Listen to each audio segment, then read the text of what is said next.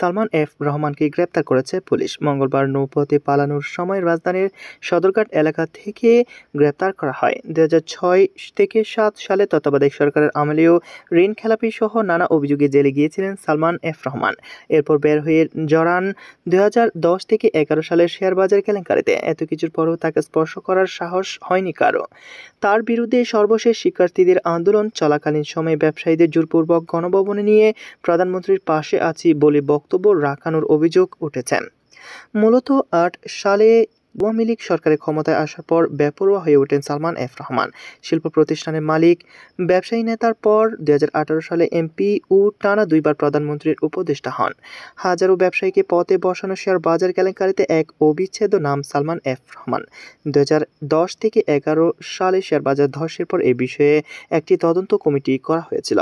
কমিটির প্রধান ছিলেন খন্দকার ইব্রাহিম খালেদ। রিপোর্টে তিনি সালমান এফ রহমান থেকে পুঁজি বাজারকে সতর্ক রাখার পরামর্শ দেন।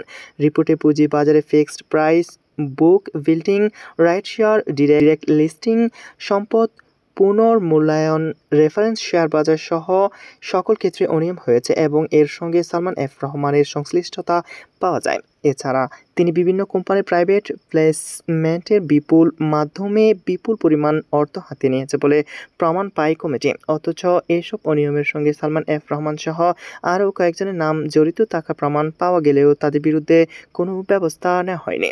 সূত্র জানায়, সালমান এফ রহমানের বিভিন্ন অপকর্মের মধ্যে জমি জালিয়াতি অন্যতম। ঢাকার কালিকৈরে সাধারণ মানুষের প্রায় 241 একর জমির জাল দলিল করার মতো প্রতারণার সঙ্গে তিনি জড়িত বলে অভিযোগ আছে। 2000 সালের দিকে বেক্সিমকো গ্রুপের প্রতিষ্ঠান Beximco property development and management লি এসব জমির ভুয়া দলিল নিয়ে আইএফআইসি ব্যাংকে গিয়েছিল বড় অঙ্কের ঋণের জন্য। ব্যাংকের পক্ষ থেকে সংশ্লিষ্ট কর্মকর্তা পরবর্তীতে এসব জমির ব্যাপারে খোঁজ নিতে গিয়ে জানতে পারেন জমিগুলো আসলে ক্রয় হয়নি।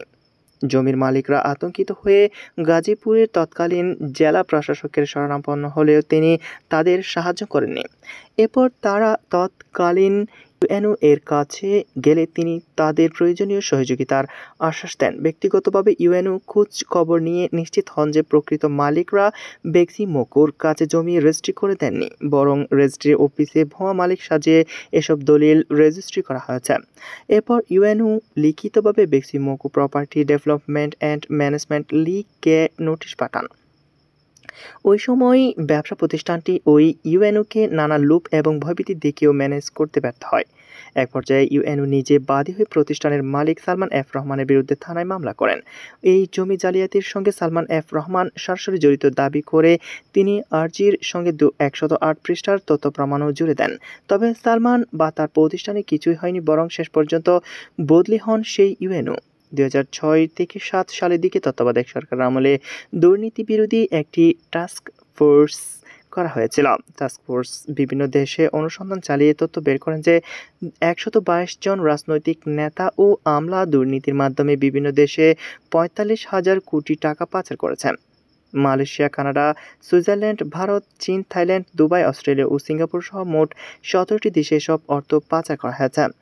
পাচার হওয়া 45,000 কোটি টাকার মধ্যে 1,000 কোটি টাকা সালমান এফ রহমানের। আমেরিকায় রিয়েল এস্টেট ব্যবসার নামে এসব টাকা পাচার করা হয়েছে।